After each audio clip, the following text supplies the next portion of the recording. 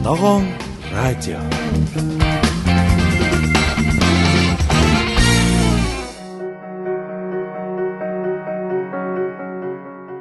Ирхэм сонсогчдоо та бүхнийхээ энэ өдрийн амар амгалан айлтгая. Радио шинжилгээ 107.5-ын Ногоон радио нэвтрүүлэгт тавтай морилно. За бид энэ нэвтрүүлгийг Монголын хүнс хөдөө аж ахуйн асоциацтай хамтран бэлтгэдэг. Энэ асоциацийн он удаан жилийн анд нөхөр болсон Монголын махны холбооны менежер Бат Тогтохтой бид өнөөдрийнхөө нэвтрүүлгээр ярилцах болно. За Бат Тогтохтойгоо бид өмнөх нэвтрүүлгээр Монголын махны холбооны үг түүх өчигдөр өнөөдөр маргаашийн талаар ярилцсан. За өнөөдөр бол нэлээд тодорхой сэдвт орж Монголын энэ махтай холбоотой бизнес эрхэлж байгаа байгууллагууд хувь хүмүүсийн жаргал зовлонгийн талаар ярих гэж байна.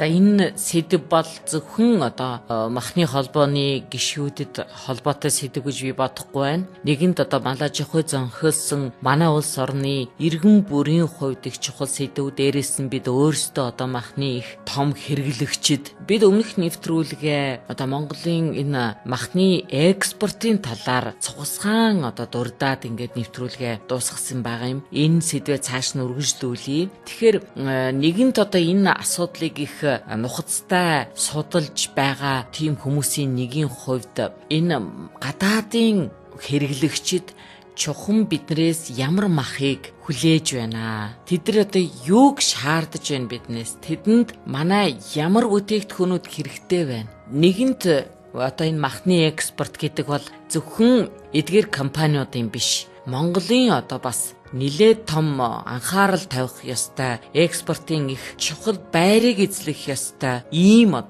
салбар учраас энэ яриа бол маш чухал байгаа гэж ингэж ойлгож байна. За баярлалаа. Тэгээд 107.5 радиог сонсож байгаа нийт сонсогчид нартай энэ өдрийн мэндийг хүргэе. За ер нь бол манай Монгол мах бол чанартай дэлхийд бол бас хаач байхгүй махаа энэ гэл бид нар бол өөрсдөө сурчлагтай гоё сурчилдаг. Тэгээ яг янз бүрийн махны судалгааг аваад үзэхэд бол манай Монгол хоньны мах бол бусад улс орны махыг бодвол тэр үйл орлогдох амин хүчил гэдэг тэр зүйл мүлэрээ бол бусад орны махнаас бол хамаагүй илүү байд юм байна. Үзүүлэлт өндөр. Тийм учраас хоньны мах бол маш сайн мах юмаа гэдгийг манайхан бол ихтер үеэс бол мэдээд төрсэн хүнд ямар сайндаа хоньны махаар шүл ууж бие бол тэнхрүүлдгийг бол бидний өвгдээд өвгөд хөвгшд бол мэдчихжээ гэдгийг энд онцлох зөвтэй байх гэж бодож байна. За тэгээ манай Монгол мал бол явдаг эмийн сан энтер гэдэг манайхан бол сайхан ярьдаг. За тэгээд нөгөө 260 мянган төрлийн ургамлыг бол олж зоогдгоо. Тэгээ тэрийг бид нэр махаараа дамжуулаад бол хүртдэг. Тийм учраас янз бүрийн өвчин зовлон бац бид нэрийг тойроод өнгөрчдөг юм аа. Тэр гой бол ярианууд олс байдаг. Тэр бол Монгол мал бол бэлчээрээр бол маш олон. За тэр 260 мянга сангийн бол сайн мэдэхгүй юм. Ямар ч гэсэн олон төрлийн хүний биед ашиг тустай ургамлаар бол хоолож шимт хижээл авж байгаа гэдэгтээ бол хинч марахгүй. Монгол оронд дэлхийд хаач байхгүй өвс ургамал бол ургаж байгаа. Харин сүүлийн жилүүдэд энэ уул уурхаагаас болон энэ хамаагүй газар сэндийчж ухаж байгаагаас үүдээд нөгөө ургаж байгаа ургамлууд ургаж байна уу үгүй юу гэдэг бас л эргэлзээтэй л асуудал. Тэгтээ бол бас Монгол малын мах бол амтлаг чанараа бол алдаагүй л байгаа. Дэлхийн бусад улс орнууд бол манай бүхэл махыг хүсэж байгаа. Үзэхээс тэр Иран энэ булангийн орнууд бол манай хоньны махыг амталж үзээд маш их чанартай байна гэдгийг мэдээд ингээд хоньны мах авъя тгийгээл ингээд махны үйлдвэрүүтэй гэрээ хийгээд ингээд явж байгаа. Тэгэхээр ерөөсөө энэ дээр ерөөсөө ганцхан юм л байгаа.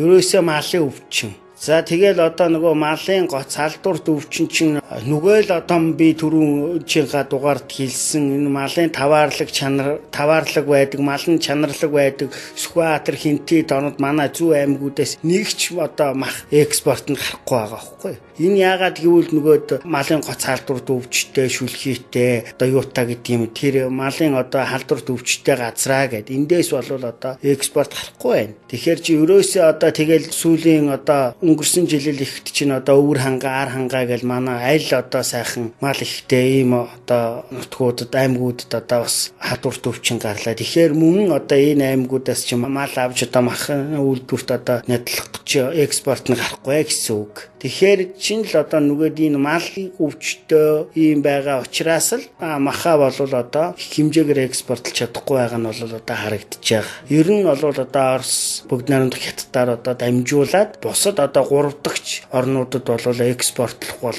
одоо бүрэн боломж байна уу гэдг нь харагдаж байгаа. Бүрэн боломж бол байгаа. Харин тийм өмнө нь яг ингэж их гарч байсан юм уу? Ямар маягаар энийг янзалдаг байсан бэ? Хоёрдугаарт яг энэ халдварт өвчнөд холбоотойгоор одоо вакцинжуулалт, эмчилгээний маш олон асуудлууд гарч ийн л да. Жишээ нь энэ вакцин чинь өөрөө буцаад одоо тэр эм тариач нь өөрөө эргээл махны чанарт нөлөөлчихөж байгаа үстэй. Энэ дээр юу н ямархуу арга хэмжээ авал хамгийн зөв зүйтэй гэж бодд юм бэ? За яг би зүгээр саналаа л хэлээ. Тэрийг бол одоо бас энэ холбогдох одоо байгууллагууд одоо мэрэгжлийн хүмүүсүүд нь бол одоо бас тодорхой ярих байх гэж бодож байна. Тэгэхдээ нэг одоо авууштай одоо юм одоо болсон. Манай бол одоо төр засаг одоо малын эрүүл мэндийг хамгаалах тийм хуулийг баталсан, малын генетик нөөцийг хамгаалах тийм хууль батлагдсан. За тэр одоо малын эрүүл мэндийг хамгаалах хууль батлагдсны үндсэн дээр өнгөрсөн 6 сарын 1-ээс эхлээд одоо мал эмнэлгийн ерөнхий газар гэж байгуулагдсан.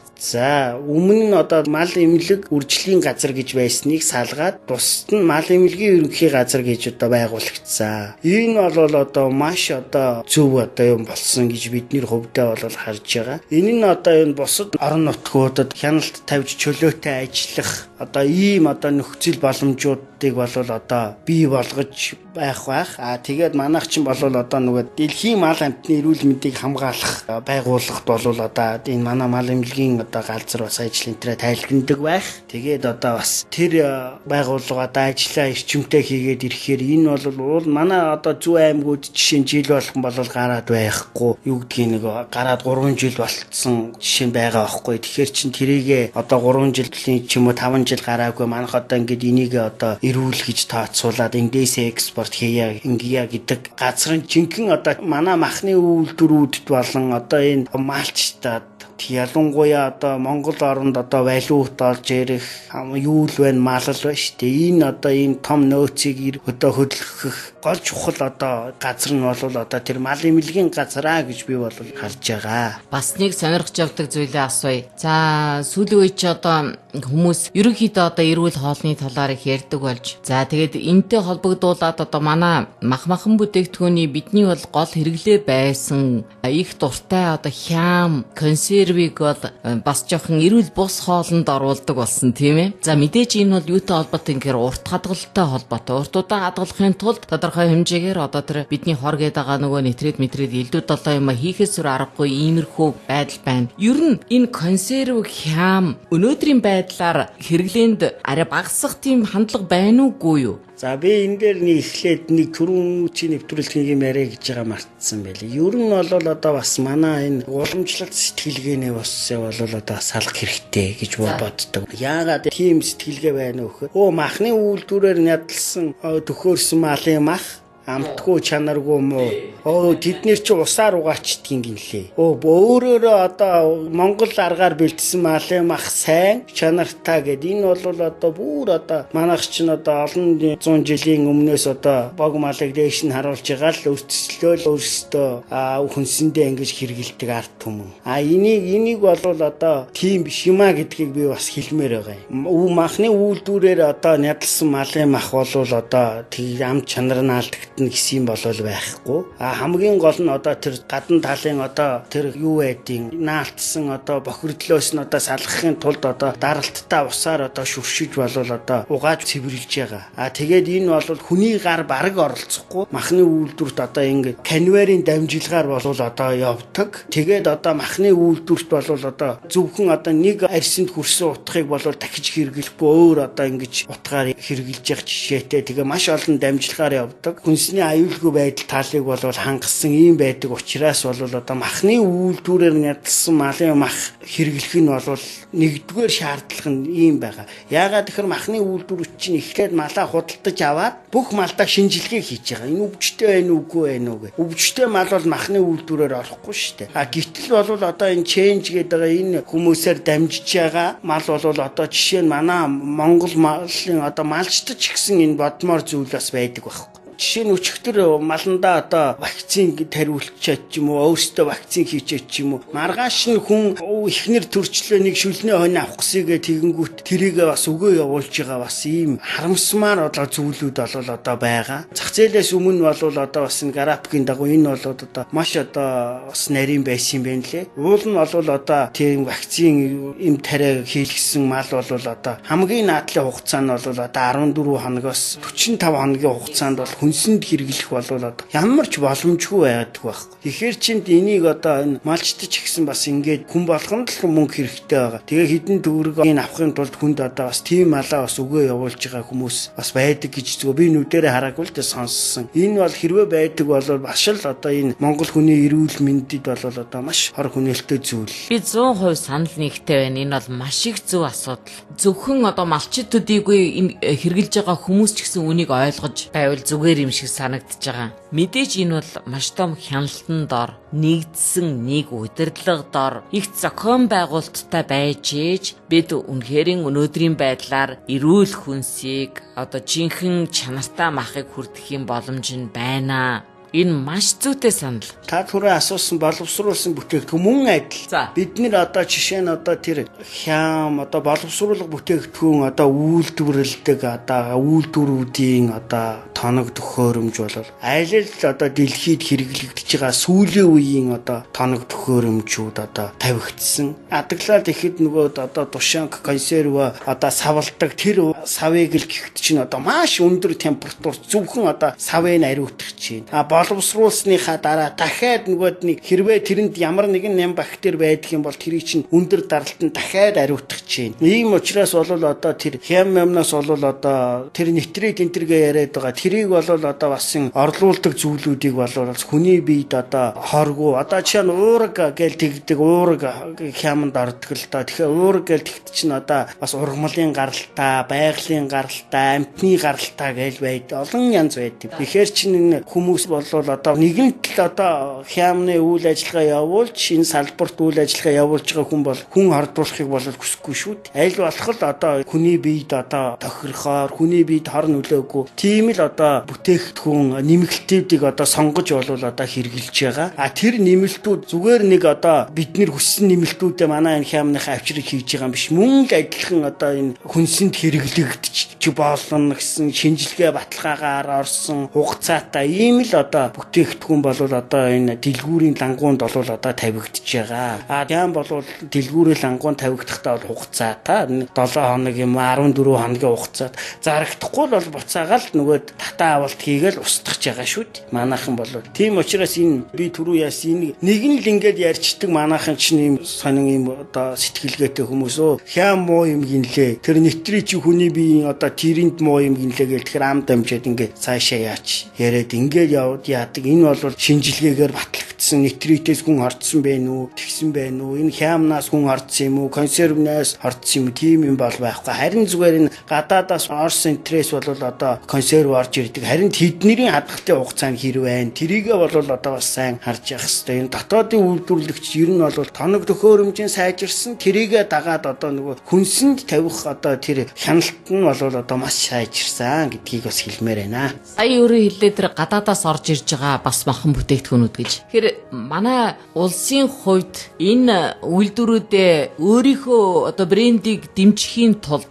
гаднаас орж ирж байгаа энэ импортын яг энэ төрлийн бараа бүтээгдэхүүнд одоо юу гэдгийг ямар нэгэн байдлаар арай саад хориг нь юу юм зүгээр ер нь ямар нэгэн байдлаар та бүхэнд илүү боломжийг олгох иймэрхүү арга хэмжээнүүд авагддгийн болов энэ хэрэгтэй байна уу та бүхэнд? За ер нь бол нэг махан бүтээгдэхүүн болвол нэг импортоор бол нэг орж ирэхгүй л байгаа л да. Яг нь зүгээр тэр консерв энтер бол бас нэг супермаркетуудад бас тавигдсан л харагдчих л байд. За тэрийг бас бүр үгүйсгэх нь хайшаа. Тэгтээ бол бас нөхцөл байдалд нь бол одоо бас хадгалтай хугацааны юу гэдгийг жишээ нь одоо тэндээ үйлдвэрлэгдээд одоо тэр тонцныг л манайх авъя шүү гэдэг юм уу. Тэндээ үйлдвэрлэгдээ удирдсан бол одоо бас энд орж ирээд яах юм байх юм. Тэн дээр нь бас бодгол хэрэгтэй л ах. Ер нь бол тий. За бас нэг сэдвийг хүндий. Одоо энэ махан бүтээгдэхүүний уламжил болсон одоо энэ бүтээгдэхүүнүүд бидний хэрэгэлд заншсан бүтээгдэхүүнүүд бол байна. За яг дотоод хэрэглэгчдэд зориулаад жишээлбэл яг одоо тэр бидний идэж заншсан жишээлбэл борц. За эсвэл одоо энэ дотор махаар хийсэн одоо янз бүрийн бидний сонирхдаг ийм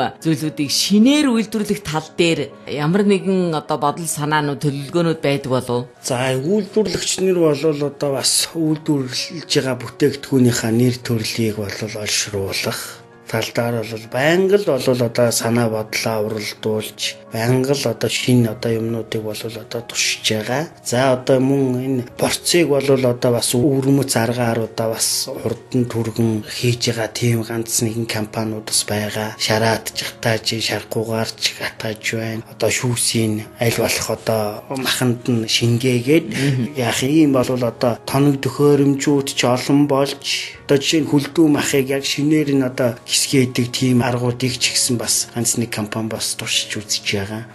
Энэ бол бас энэ мөн л адилхан нөгөөд одоо хөгжлөө дагаал явж байгаа л юм л юм байна. За мэдээж одоо нөгөө 5 хошуу мал бол ойлгомжтой бидний хувьд тийм ээ. За гэтэл одоо мах гэдэг чинь бас хэрэглээ өргөжөөд байна л да. Одоо дахиа мах загасны мах гэл ингээл явчлаа л да. Тэр энэ тал дээр одоо манай үйлдвэрлэгчид ямархуу ариун боломжтой болж эхэлж байна. Ер нь бол одоо бас тэр 5 хошуу малын махан дээр одоо дахиа гахааны мах бол одоо сүүлийн жилүүдэд одоо бас орж ирж байгаа. Энийг бол одоо ерөөсөө үгүйсэхгүй байгаа. Энэ бол одоо бас хүн бол өдөр болгон дахианы мах идээд өдөр болгон гахааны мах идээд байхгүй шүү. 7 хоногийн нэг юм уу 2 өдөр нь л бага хэмжээгээр л хэрэгжилж байгаа. Манайхан бол одоо бусд одоо гадааны улс орн шиг тэгж одоо бас гахаа дахианы мах нэг их хэрэгжилж сураагүй хүмүүс яг хөө зүгээр энэ бол одоо бас одоо хөгжлөө дагаад гэх юм уу. Энийг бол хэрэглэх нь бол одоо бас зөвтэй юм аа л гэж л бидний. Энэ дээр бол нэг тэгж гахаа дахианы мах бидний одоо өрсөлдөгч болчих нь үү бидний одоо энийг худалж аваад нөгөө 5 хошуу малын мах борлохоо байчих нөгөө ч гэдэм үү ийм бол одоо ерөөсөө тийм байхгүй. Тий. Тэгээд би нэг энэ малын тооны аюундар нэг юм дээр нэвтрүүлэлтээр хэлийгээл бодож исэн мартсан байлээ. Малын тоог ингээд аваад үзэхээр бол одоо 66.2 сая малтай гэж байна. Энийний чинь одоо үндсэндээ 24-25 сая мал нь хон яма бог мал эзэлж байгаа. За тэгээд сүргийн бүтцийн хувьд аваад үзэх юм бол нэг өхөр нэг 4 орчим сая, адуу нэг 3 сая гаруй ийм л байгаа байхгүй юу? За тэгээд тэмээ бол ойлгомжтой байгаа. Тэгэхээр чин манай холбооны барьж байгаа бодлого юу юм бэ гэхээр ерөөсөө бог малын махыг одоо тэр хүсээд байгаа одоо тэр халуун дулаан уур амьсгалтай тэр Вьетнам одоо улс одоо манай ямааны махыг бол одоо маш их сонирхож байна. Тэгвэл ямааны махыг авахтаа одоо бас энэ аристен одоо зумалж одоо хуучин яг манайхнаар бодох юм бол одоо боодог маягаар гэсэн үг. Аристен одоо хуухалж тийм зумалсан байдлаар авъя гэж.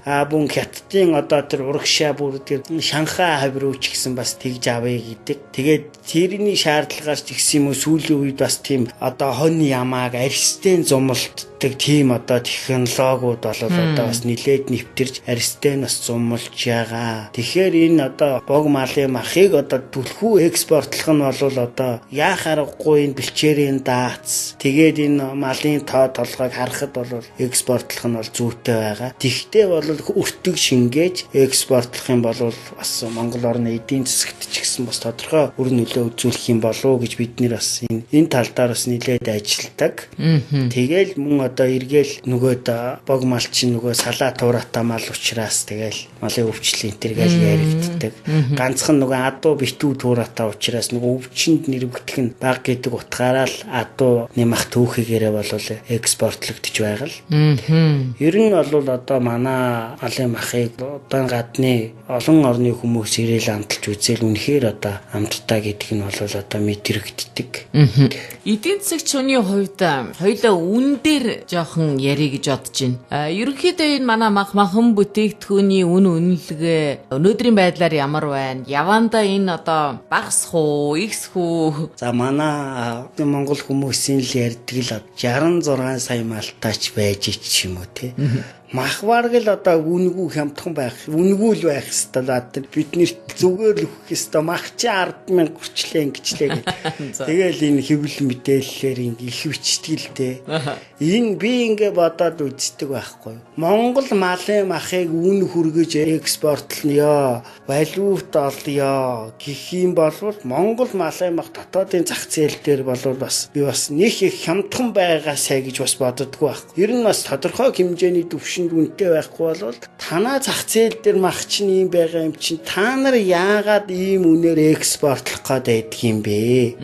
Дэргээл эн чинь бас нэг бодвоштай л зүйл байхгүй юу? Тийм учраас би бас энэ махны салбарт олон жил ажиллаж байгаа хүний хувьд бол бас мах бол бас тодорхой хэмжээний гэхдээ тийм ээ бүр амар тэнгэртэй хатсан үнэтэй биш. Тэгтэл тодорхой хэмжээний үн цэнтэй байж юм чинь бас үн цэн ношно гэхээс биш. Өнөөдөр мах 1000 төгрөг байх юм бол бас утгагүй зүйл. Нөгөө л малчтай мал үнэтэй байж мах үнэтэй байж л хөдөөний хідэн малчт чинь малаа борлуулна, хүүхдээ сургууль соёлд оруулна, амьдрал ахуйн дээшлэн. Мах нь хямдхан мал нь хямдл байх юм бол нөгөө хідэн малчтын чинь амьдрал яах вэ гэл. Олон талтай зүйл юм байгаа энэ бол. Тэгэл мах нь үнэтэй байна гэл тэгэхээр чинь Улаанбаатар худалдаа авагчнэр нь бас авч чадахгүй. Тэгэхээр чинь яах вэ? Манай холбооноос байж байгаа зүйл мах үнэтэй байж болно. Хамгийн гол нь мах сонголт ихтэй байх ёстой. Өнөөдөр 200 г мах авъя гэхэд нь тэр нь одоо стандарт шаардлага хангасан 200 г мах нь ингээд байж идэг. Өнөөдөр мах болгон өөр үнэтэй байна гэдгийг бид нар бол одоо маш их одоо ярьдаг, хэлдэг, санаа оноогоо дэвшүүлдэг төр засагт уламж. Нэг үхрийн мах бол одоо маш олон үнэтэй байх жишээ. Жишээ нь хүзүүний мах хэдэн төгрөг байх юм. Гойны цул хэдэн төгрөг байх юм. Хааны мах хэдэн төгрөг байх юм. Зөвхөн одоо богц чүмэг нь ямар үнэтэй байх юм. За тэгээ хавирганууд нь чанахаар байх юм уу? Хавирганы дээдлийн махан шулах юм бол хэдэн төгрөг байх юм. Энийг л одоо нэвтрүүлэх хэрэгтэй байгаа. Тэгхийн бол хүмүүс чинь өөрсдийнхөө одоо карманы хэмжээгээр махаа сонгоод авчих шүү дээ. Энэ мөн үхэр биш. Одоо малын мах болгон ийм одоо үнэтэй баймаар. Одоо бол 1 2 3 дугаар зэрэг зэрэгэлдсэн байгаа. Тэргээр л үнэ тогтооч юм. Түүнээс манайх чинь хоньны мах л бол хоньны мах. Гуйндар хүзүү тавихгүй бол гуй өгөхгүй шүү гэл ингээл ангуундар ингээл зогсож идэв. Энэ бол буруу юм байна. Тэр хүзүү бол бүр гуйны махнаас хамаагүй доошоо үнэтэй л байх хэрэгтэй байхгүй.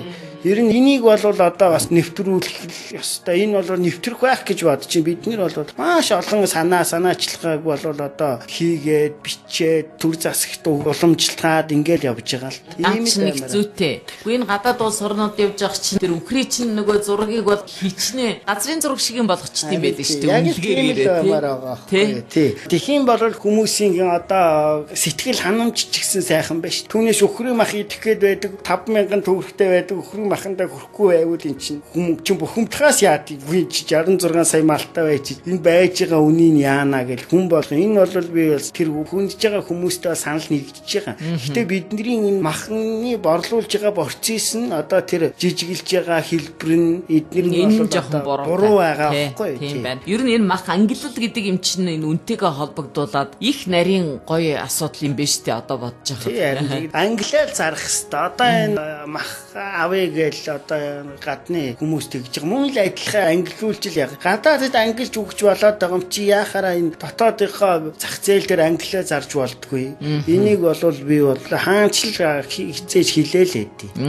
За нэг асуудлыг нэвтрүүлэхэд төгсгөлд хоёлоос өгөхөд яриа тэгээд өндөрлөе гэж бодож байна. Өмнөх нэвтрүүлгээрээ яг цухас дурдсан л да одоо энэ боловсон хүчний талаарх тийм ээ асуудал. Тэгэхээр одоо яг энэ чиглэлийн махны чиглэлийн инженер, техник, технологийн талын мэрэгжилтэй хүмүүс маш их дутмаг байгаа талаар түрүү өөрөө дурдсан. За тэгээд зөвхөн одоо энд биш бас хөдөө орон нутагт байгаа нөгөө үйлдвэрүүдэд нөгөө нэг мах бэлтгэлд одоо маш их хэрэгтэй байна гэж хэлсэн. Энэ асуудлыг яаж шийдэж болох юм бэ? Мэдээж одоо бид нар уриална л да очооч хөдөр явж. Үнэхээр тэнд амьдрах боломжгүй энд илүү мөнгө авах боломжтой бол залуу хүн тийш явахгүй л дээ. Тэгэхээр энэ бол бас л мөн одоо зах зээлээ дагаал яах юм. Ер нь одоо экспортод мах сайн гараал экспортлогтол өртөг нэмэгдсэн бүтээгдэхүүн бас мөн сайн экспортлогтол байх юм болвол нөгөө махны үйлдвэрүүд, мах боловсруулах үйлдвэрүүд одоо эдийн засгийн чадвахчаад нөгөө хүнд өгдөг одоо цалин хөлс нэмэгдэх юм бол хүссэн хүсээгүй хүмүүсийн ажиллах одоо дур сонирхлыг болвол одоо бас татнаа. Тийм учраас одоо экспорт нэмэгдэх шаардлагатай байна. Тэгээд махны үйлдвэрүүд чадвахчмаар байна. Үйлдвэрийн аргаар бэлтгэсэн махыг хэрэглэмээр байна. Тэгхийн бол махны үйлдвэрүүд бүгд ажилтаа болно. За зүйтэй одоо энэ ажилгүй байгаа хөдөө орон нутагт байгаа ажилчид ч гэсэн одоо тэр махны үйлдвэрүүд ажиллах юм бол ажилтаа болно. Тэгээд цаашдаа бол энэ махны үйлдвэрүүд ч гэсэн бас одоо энэ ажиллах одоо хугацаагаа бас уртсгая гэдэг дээр бол ярьж байгаа. Ер нь одоо бас энэ тэр булангийн орнууд бол хоньны махыг бол одоо жилийн 4 үлрэл бас авах сонирхолтой байд юм байна. Тэрнтэй уялдуулаад бас энэ хүмүүсийн одоо ажиллах хүчний ажиллахгүй байгаа бас нэг зүйл нь бол улирлын чанартай байгаа учраас тогтмол биш учраас нэг 4 сар ажиллачаад би яах вэ гэж байгаа. Тэгэхээр чин жилийн 4 улиралтай болоод жилийн 4 улиралд ажиллаа. Тэгээд одоо ажиллах хүчнөө тогтмол сургалттай ажиллаулаад цалин мөнгө нь илүү байх юм бол одоо бас энэ хөдөө аж ахуй дээд сургууль, шинжлэх ухаан технологийн сургууль, технологийн дээд сургуулийг одоо маш олон оюутнууд төгсдөг. Тэгээд энэ хүмүүсийн бол ажиллах одоо хүсэлтийг мөн одоо энэ шинээр төгсөж байгаа одоо сурагчид бас энэ мэрэгжлийг сонгох одоо бас төлхөө байх юм болов уу гэж би энэ талаар бодож байгаа. Тэгээ би бодлоо л да сая бит хоёр одоо энэ орон нутг гэж ярьлаа. За энэ уул уурхайн салбарууд бол үнэхэрийн өнөөдөр мөнгийг өгж чадж байгаа учраас хотоос бол одоо тэгээд л бүхнийг хаяал хөдөө орон нутг байж болж штэ. Тэгэхээр харамсалтай энэ газар доор байгаа баялагийг л хамгийн одоо үнэтэй тооцоод бид нар ийшээ одоо улс орон даяараа чиглээд дайрчлаа. Гэтэл газар дээр байгаа 66.2 сая энэ уурхайг бол бид мартчаад яг энэ маягаар хөдлөх юм бол нилээд одоо агуу нөгөө валют гэдэг имийг эх орныг хөгжүүлэх хэмжээний нилээд сайхан боломжийг бид олох байх гэж бодож байна. Өөрөөр хэлбэл энэ мах малчид болон мах үйлдвэрлэгчид, мах боловсруулагчид одоо танай энэ холбооны энэ гишүүдийг илүү анхаарал өгвөл гэж би хэлээд байгаа шүү дээ, тийм ээ. Ингийн бол улс их орн маань одоо эх орныхоо газар хөрсөд бид бүхэн байгаль дэлхийд хор хохирол хөнөөл багтайгаар ингэж хөгжих бас нэг том алтан боломж бол биднэрт байгаамаа гэж ингэж би нэх мэдэм хийрээд хэлчихье. За тэгээд Баттогдох маань нэвтрүүлгийн төгсгөлд бас сайхан өөрийнхөө үгийг ерөнхийд нь дүгнээд одоо энэ нэвтрүүлгээ хоёлаа өндөрлөё. За мал болвол за уул уурхаа болвол одоо шавхагддаг баялгаа. Мал болвол шавхагдшгүй үрждэг алтаа гэж хэлээл тэгээл дуусгая. Гоё хэллээ. За ингээд Баттогдохтойгоо өнөөдрийнхөө нэвтрүүлгийг бид хоёр өндөрлөё. За Монголын махны холбооны менежер Баттогдох маань манай өнөөдрийн нэвтрүүлгийн зочин байлаа. За манай Монголын махны холбоо бол энэ ногоон радио нэвтрүүлгийг бидэнтэй хамтарч эрхлэн одоо гаргадаг Монголын хүнс хөдөө аж ахуйн ассоциацтай амжилттай хамтран ажиллаж байгаа ийм төрлийн бас байгууллага юм. 1999 оноос хойш бараг 20 жил тасралтгүй ажиллаж байгаа. Энэ дотроо Баттогдох маань өөрөө 10-аад жил одоо энэ холбоонд ажиллаж байна. Тэгэхээр агуу одоо туршлага, сэтгэл санаа, ирээдүйн том зорилго барьсан ийм одоо сайхан залуу хүн өнөөдрийн энэ холбоог ингээд менежерээр аваад явж байгаа гэхэд бол их сайхан бахархалтай байна. Танай холбооны ажил үйлсэд өндөр амжилтыг хүсье. За тэгээд одоо энэ манай мал аж ахуй маань өсөн дэвжих болдгоо гэдэг ерөөлийг өөрөг хэлээд хоёулаа нэвтрүүлгээ өндөрлөё. За хамт байсан эрхэм сонсогчдоо баярлалаа илэрхийлье. Дараачихаа нэвтрүүлгээр тавтаа сайхан уулзъя. Баяртай эрхэм сонсогчдоо. Ногоон радио.